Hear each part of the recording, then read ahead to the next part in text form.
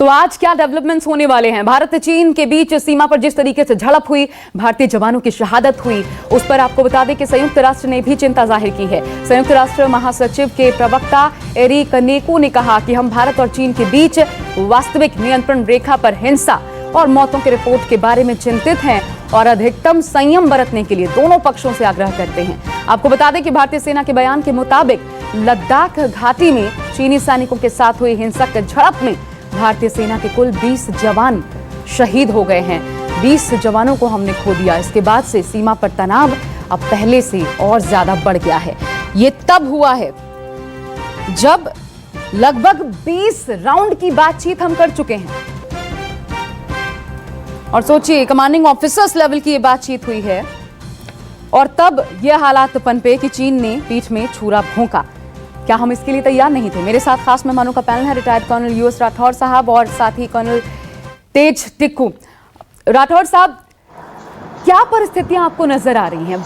हम पूरी कोशिश कर रहे हैं। कल जो बातचीत हुई 7:30 बजे से जिसकी शुरुआत हुई, ये काफी समय तक चलती रही। आज भारत की तरफ से डेवलपमेंट सामने आने हैं कि अब आगे और क्या किया जाए, लेकिन कल पूरे दिन की मैराथन बातचीत के बावजूद और जो 20 राउंड की बातचीत हम पहले भी कर चुके हैं, कमांडिंग ऑफिसर्स के लेवल की बातचीत कर चुके हैं, अब तक कोई नतीजा जब नहीं निकला और इतना कुछ होने के बावजूद कल भी कोई नतीजा नहीं निकला कि 1 इंच भी चीन पीछे हटा, तो फिर हम क्या माने? बातचीत से बात बनती आपको नजर आ रही है?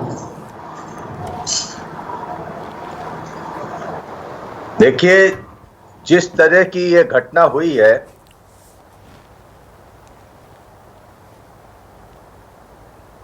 सर आपकी आवाज आ रही है।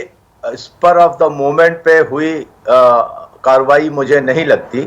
इसमें चीन के कम्युनिस्ट पार्टी का वरद हस्त है।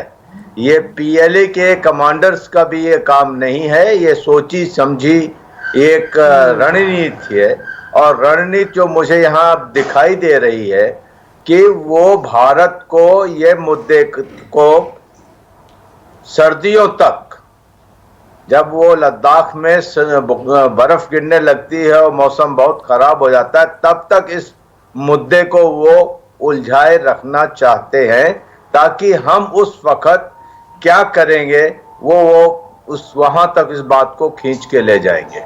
आप सही कह रही हैं कि ये जो स्थिति अभी सामने है, ये स्टेट्समैनशिप और जनरलशिप दोनों का बहुत बड़ा इम्तहान है। अगर ये हम डिप्लोमेसी से और बाकी चैनल से सुलझा सकते हैं तो बेहतर होगा, नहीं तो line of actual control eastern Ladakh के अंदर, मैं आपको बता दूं, पूरे Indo China border, Sino Indian border में सबसे ज्यादा disputed line of actual control Ladakh के अंदर है और इसके अंदर कई जगह कॉन्फ्लिक्ट पॉइंट्स हैं, कई जगह प्रेशर पॉइंट्स हैं जो अभी धीरे धीरे करके और सामने आने शुरू होंगे। तो अभी के लिए यह है कि स्थिति को डिफ्यूज किया जाए और चाइना को प्रेशराइज किया जाए कि वो पीछे हटे। ये सबसे इंपॉर्टेंट चीज है। लेकिन मैं आपको ये बताना चाहूंगा कि चीन हमें सर्दियों के आने तक उलझाए रखना चाहता है ताकि एलएसी में कॉन्फ्लिक्ट का इतिहास और दौर शुरू हो सके। सर आप ये खुद कह रहे हैं कि 20 ऐसे पॉइंट्स हैं। ऐसे में तेज टिक्कू साहब, ये अगर इसी तरीके से चलने वाला है कि सर्दियों तक हमें चाइना उलझा कर रखना चाहता है, लेकिन क्या हमारे लिए ये वो मुफीद समय नहीं है जब हम बहुत अटल होकर के ये बात करें कि अब डीमार्केशन का वक्त है? अभी सिर्फ बातचीत नहीं बल्कि इस पर भी काम कीजिए, लेकिन क्या चाइना ऐसा होने देगा? सवाल ये भी।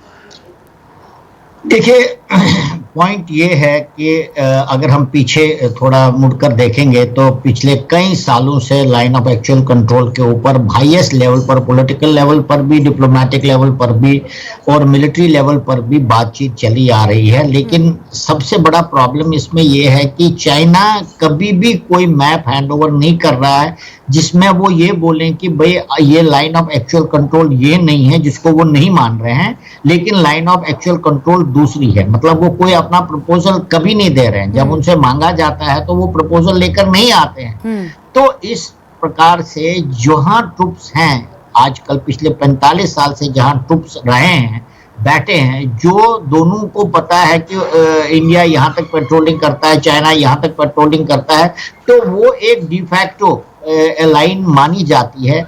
लेकिन इस बार चाइना तो हर गर्मी के मौसम में उसका उल्लंघन करता है, इंट्रूड करता है, वापस चला जाता है। लेकिन इस बार जो है उसके दोनों तरीके और इंटेंशन मुझे लगता है बिल्कुल अलग हैं, भिन्न हैं।